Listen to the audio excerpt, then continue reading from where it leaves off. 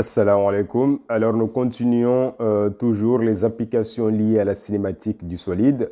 Pour l'application numéro 3, on se propose d'étudier le mouvement d'une bille dans un roulement à bille, comme le montre la figure ci-contre. Soit R0, le repère en fait ayant comme origine le point O, donc X0, Y0, Z0, un repère fixe lié par rapport au bâti. Les deux cylindres, donc nous avons ici donc S1 et S2, n'est-ce pas, donc sont animés de mouvements de rotation autour de l'axe OZ0. Donc par rapport à S0, on y est. Donc ici on pose que le oméga de S1 par rapport à S0 est égal à oméga 1 porté par Z0. Le oméga de S2 par rapport à S0, par rapport au bâti, est égal à oméga 2 porté par Z0. La bille S, donc de centre C, que nous voyons ici, est animée de mouvements plans, roule sans glisser en I1. I1 est là, donc avec le solide S1.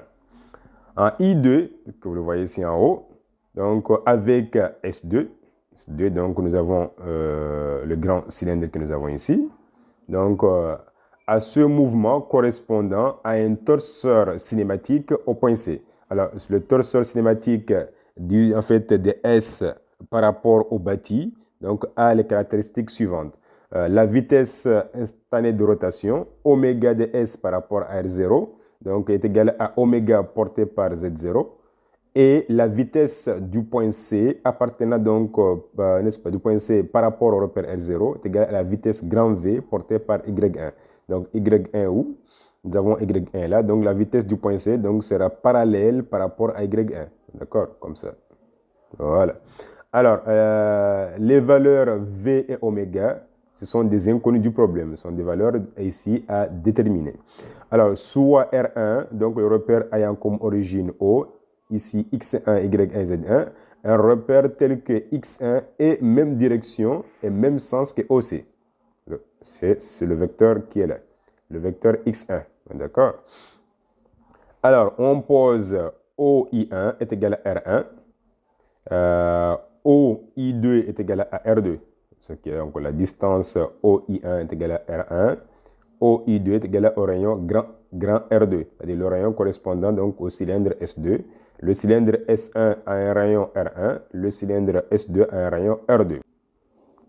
Alors, le travail demandé, dans un premier temps, en utilisant la loi de distribution des vitesses, déterminer les vitesses V de I1 appartenant de S par rapport à R0, la vitesse du point I1 appartenant de S1 par rapport à R0, et ensuite exprimer la condition de roulement sans glissement en I1. De la même manière que la question numéro 2. La question numéro 3, on vous demande maintenant de déterminer les expressions de la vitesse linéaire au point C et de la vitesse angulaire oméga en fonction de oméga 1, oméga 2, R1 et R2. Quatrième question nous demande de déterminer la vitesse instantanée de rotation oméga de S3 par rapport à R0, sachant que le point O et C appartiennent au repère R1. Question numéro 6. On demande cette fois-ci de déterminer la vitesse de glissement de la bille par rapport à la cage S3. Donc au point A, n'est-ce pas, VDA appartenant de S par rapport à S3, tel que la distance qui est bien le vecteur CA est égal à 1,5 facteur de R2 moins R1 porté par Y1. Alors, la première question nous demande de calculer la vitesse VDI appartenant de S par rapport à R0 et la vitesse de I1 appartenant de S1 par rapport à R0. Alors, qu'est-ce qu'on va faire? Donc, pour déterminer la vitesse du point I1 appartenant de S par rapport à R0, on doit utiliser comme point intermédiaire le point C, parce que le point C appartient bien au solide S. D'accord? C'est le centre de la bille S. Alors, on va écrire la relation suivante. On sait que la vitesse du point I1 appartenant de S par rapport à R0 est égale à la vitesse du point C appartenant de S par rapport à R0 plus le vecteur I1C, ce que j'ai ici. I1C vectoriel oméga D S par rapport à R0. Alors maintenant, on doit déterminer quel est le vecteur I1C. Alors, le vecteur I1C, c'est un vecteur porté par l'axe X1. Alors maintenant, on doit trouver la distance I1C. À quoi vaut I1C? Sachant que C est le centre de la bile S. Alors, OI2, pour ce faire, on doit tout simplement d'abord déterminer le diamètre. Connaissant en fait la distance I1, I2, I1, I2 représente le diamètre de la bile S. Connaissant le diamètre, donc on peut avoir le rayon, parce que I1C représente le rayon de la bile S. Donc, I1, I2 est égal à O, I2, qui est égal à R, R2, moins OI1. Et OI1 représente ici le rayon R1. Donc, on aura que la distance I1, I2 est égale à R2 moins R1. D'accord?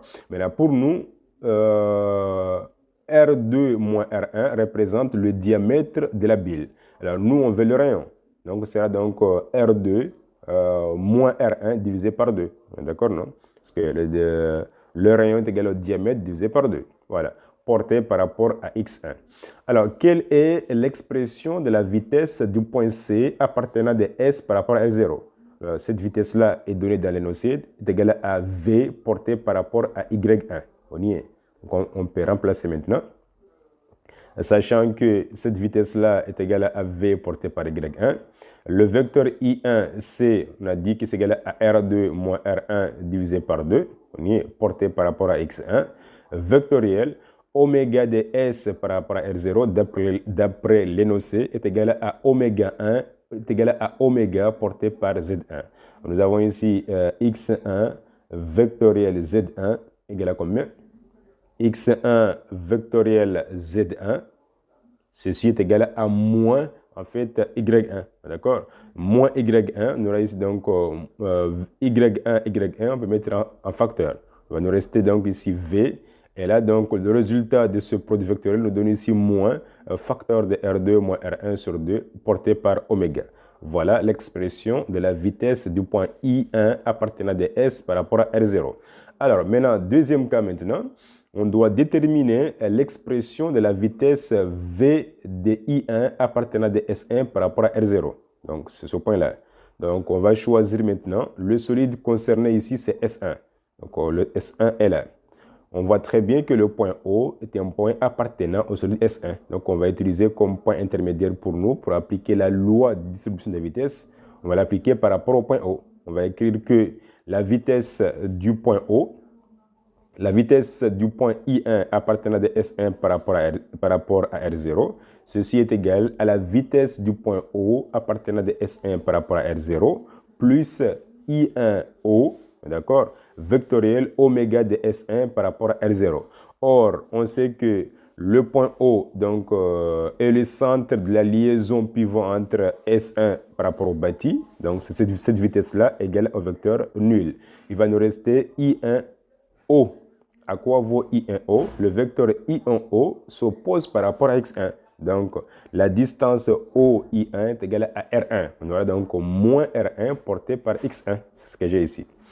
Or, oméga de S1 par rapport à R0, ceci est égal à oméga 1 porté par Z1, d'après l'énoncé. Donc, on peut écrire ici que X1 vectoriel Z1, ceci est égal à moins Y1. Donc, moins fois moins donne plus, donc on aura le résultat suivant. Donc, c'est R1, oméga 1 porté par Y1. Ensuite, ce que nous demande, c'est d'exprimer la condition de roulement sans glissement en I1. Alors, pour ce faire, on doit d'abord écrire la condition de roulement par rapport au point I1. Il faudra savoir que la vitesse de glissement est la vitesse du point I1 de S par rapport à S1. On y est. S par rapport à S1. Donc, maintenant, si on introduit maintenant donc, le solide S0, on peut écrire que la vitesse de I1 appartenant de S par rapport à S1 est égale à la vitesse du point I1 appartenant de S par rapport à R0 plus la vitesse de I1 de R0 par rapport à S1. Or, la vitesse de R0 par rapport à S1 est égale à moins la vitesse de I1 appartenant de S1 par rapport à R0. Alors, cette vitesse-là est égale au vecteur nul, qu'on appelle la condition de roulement sans glissement. La vitesse de glissement au point I1 est égale au vecteur nul. Alors, l'expression V de I1 appartenant de S par rapport à R0, nous avons son expression qui est là. La vitesse de I1 appartenant de S1 par rapport à R0, nous avons son expression. Et de là, on peut remplacer et on pourra donc déduire l'expression de la condition de roulement sans glissement par rapport au point I1. Alors, la seconde question, on va utiliser la même procédure que précédemment pour déterminer la vitesse du point I2 appartenant donc de S par rapport à R0. Alors, on va utiliser en même temps, en fait, le point C, parce que le point C appartient toujours au solide S. Donc, on peut écrire ceci, que la vitesse du point I2 appartenant au solide S par rapport au bâti est égale à la vitesse du point C appartenant de S par rapport à R0, n'est-ce pas, plus I2C vectoriel oméga de S par rapport à R0. Alors, cette vitesse-là, déjà, on l'a, d'après l'énoncé. Cette vitesse-là est égale à grand V porté par Y1. Alors, I2C, à quoi vaut I2C? I2C est égal à moins facteur de R2 moins R1 divisé par 2, porté par X1. On y est. Le oméga de S par rapport à S0, ceci est égal à oméga porté par Z1. On peut écrire ceci. Et à partir de là, on sait que cette vitesse-là vaut égal à V porté par Y1. Le I2C est égal à moins donc Y2 moins R2 moins R1 donc sur 2 porté par X1. On y est. Donc vectoriel oméga porté par Z1. Donc X1 vectoriel Z1, ceci nous donne égal à moins Y1. Donc moins fois moins donne plus. D'accord? On trouve ici, ça sera V facteur donc de R2 moins R1 sur 2 porté par oméga, le tout porté par Y1. Alors maintenant, pour déterminer la vitesse de I2 appartenant donc par rapport au solide S2, n'est-ce pas, lié par rapport au bâti, on va utiliser le point O, encore une fois. Pourquoi? Parce que le point O appartient en même temps au solide S1 et appartient en même temps au solide S2. On y est. Donc on peut écrire ceci. La vitesse du point I2 appartenant donc au solide S2 par rapport au bâti, ceci est égal à la vitesse au point O appartenant au solide S2 par rapport au bâti, plus I2O vectoriel oméga de S2 par rapport au bâti. On y est. Or, la vitesse donc V de O appartenant de S2 par rapport au bâti égale à 0, puisque la liaison entre S2 et le bâti est une liaison pivot des centres O. D'accord? Donc, la vitesse par rapport au centre d'une liaison pivot est toujours nulle. Donc, on aura ici, cette vitesse-là sera égale à 0. Il va nous rester I2O. À quoi vaut I2O? I2O est égal à moins R2 porté par X1. D'accord? Ce que nous avons ici. Et oméga de S2 par rapport à R0, ceci est égal à oméga 2 porté par Z1. D'accord? La vitesse angulaire du cylindre S2. Maintenant, en faisant les calculs, X1 vecteur Z1 est égal à Y1 à moins Y1. Moins donne plus. On aura ici R2 oméga 2 Y1. Donc, on peut maintenant exprimer la condition de roulement sans glissement en I2. Qu'est-ce qu'on va écrire? La vitesse de glissement, n'est-ce pas, qui correspond pour nous est égale à la vitesse du point I2, donc de S par rapport à S2.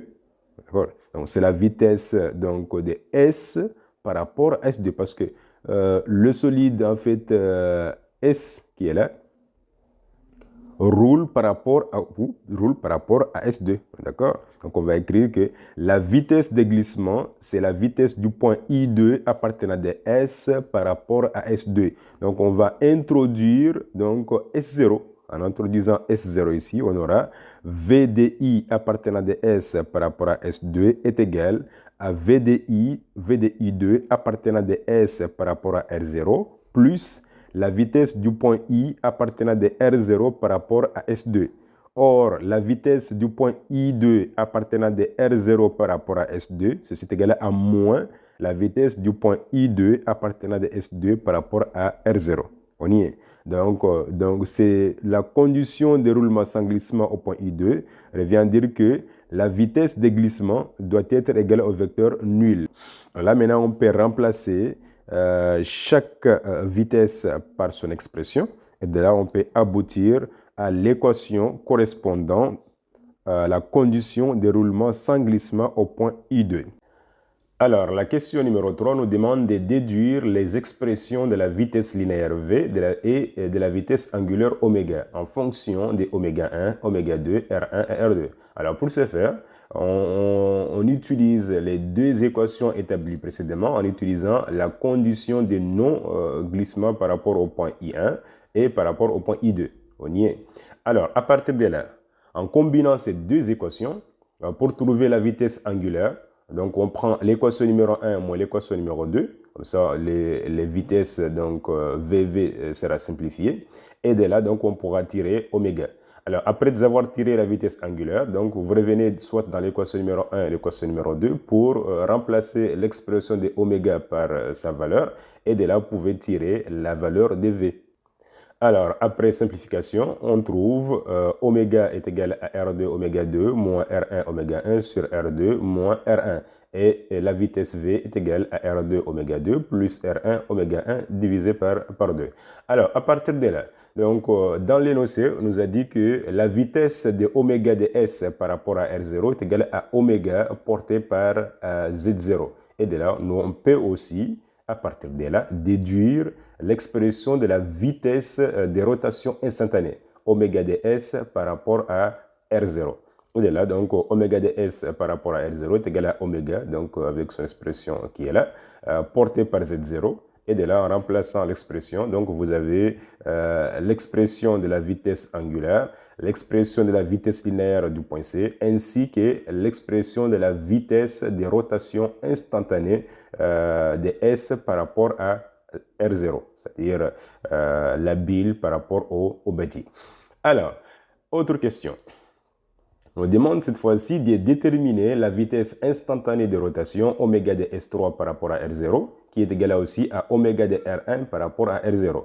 Alors, sachant que les points O et C appartiennent au repère R1. Alors, dès lors où le point O et le point C appartiennent au repère R1, on peut écrire la loi de distribution de vitesse entre ces deux points. On peut écrire ceci. Alors, la vitesse du point C appartenant de S par rapport à appartenant de R1 par rapport à R0 est égale à la vitesse du point O appartenant de R1 par rapport à R0 plus le vecteur CO vectoriel oméga de R1 par rapport à R0. Alors, l'objectif est de déterminer oméga de R1 par rapport à R0. Alors, nous avons un problème plan. Alors, la vitesse instantanée de rotation oméga de R1 par rapport à R0 est égale à oméga de R1 par rapport à R0 porté par rapport au vecteur Z0 ou Z1.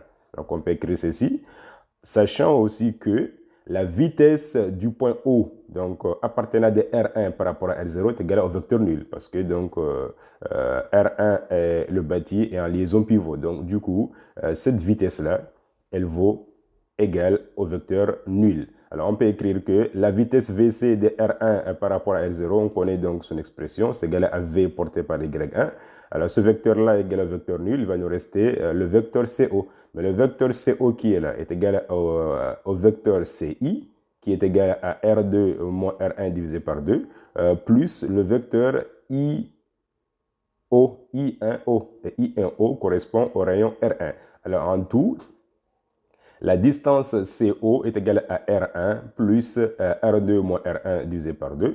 Alors, le vecteur CO est égal à moins R1, donc moins facteur de R1, plus R2 moins R1 divisé par 2, ce que vous avez ici. Alors, ce vecteur-là est porté par rapport au vecteur unitaire X1. Alors, comme j'ai déjà dit, le vecteur instantané de rotation oméga de R1 par rapport à 0, on peut l'écrire aussi égal à oméga de R1 par rapport à R0 porté par rapport à Z1. Alors, lorsqu'on fait le produit vectoriel X1 vectoriel Z1, Ça nous donne moins Y1. Donc, moins fois moins donne plus. Et là, on aura donc R1 plus R2 moins R1 divisé par 2, multiplié par rapport à oméga de R1 par rapport à R0 porté par Y1. Donc, nous avons Y1, Y1. Donc, on peut multiplier membre à membre par Y1. Et de là, on peut... Y1 scalaire Y1 est égal à 1. Et Y1 scalaire Y1 est égal à 1. Donc, on peut maintenant donc, trouver l'expression suivante. Donc, la vitesse V égale à l'expression qui est là, multipliée par rapport à oméga de R1 par rapport à R0. Et de là, on peut maintenant tirer l'expression de oméga de R1 par rapport à R0. Alors, or, à quoi vaut la vitesse V? La vitesse V, donc, elle est donnée par cette relation, nous l'avons déterminée précédemment. V est égal à R2 oméga 2 plus R1 oméga 1 divisé par 2. Alors, en remplaçant l'expression de V par sa valeur, on trouve l'expression de oméga de R1 par rapport à R0 est égale à R2 oméga 2 plus R1 oméga 1 sur R2 plus R1. Donc, les deux simplifient et de là, donc, vous aurez le résultat suivant.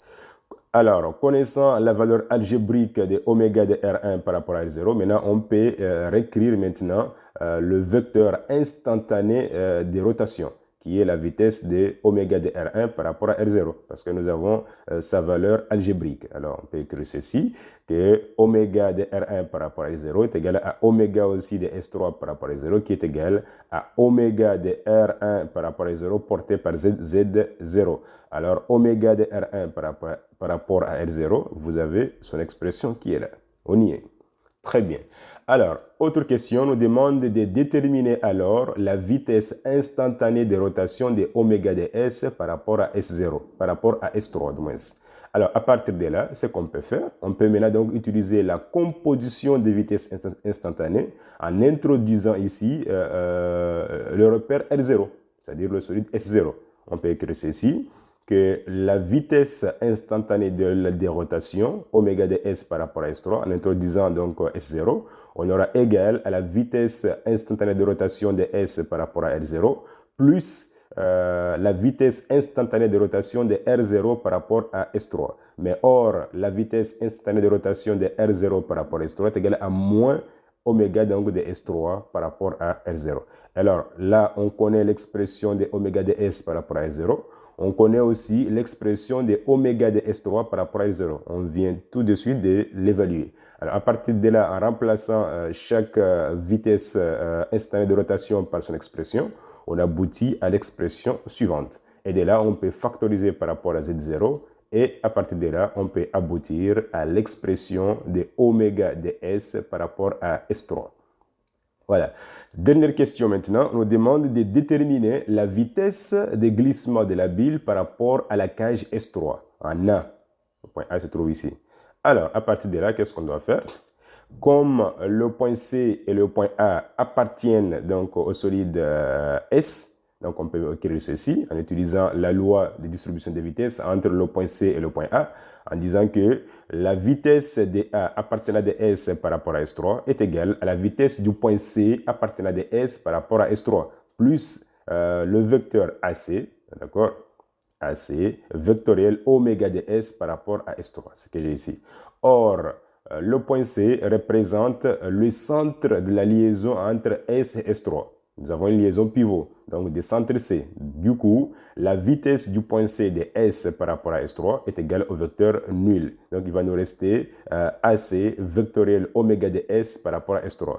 Or, le vecteur AC est égal à moins CA. Donc, ce que nous aurons ici, moins 1,5 d'un facteur de R2 moins R1 porté par le vecteur R1.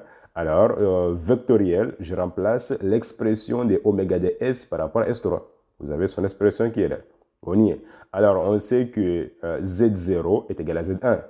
Nous avons un problème plan. Alors, on aura donc 2R1, R2, le tout, donc multiplié par rapport au vecteur Z1. Alors, Y1 vectoriel Z1 est égal à X1. On y est. Donc là, on peut trouver donc le résultat final suivant en disant que le vecteur vitesse VDA appartenant de S par rapport à S3 est égal à moins, donc 1,5 et le 2 peuvent se simplifier, donc vous aurez R1 moins R1, R2, facteur de oméga 2 moins oméga 1 sur R2 plus R1, le tout porté par X1.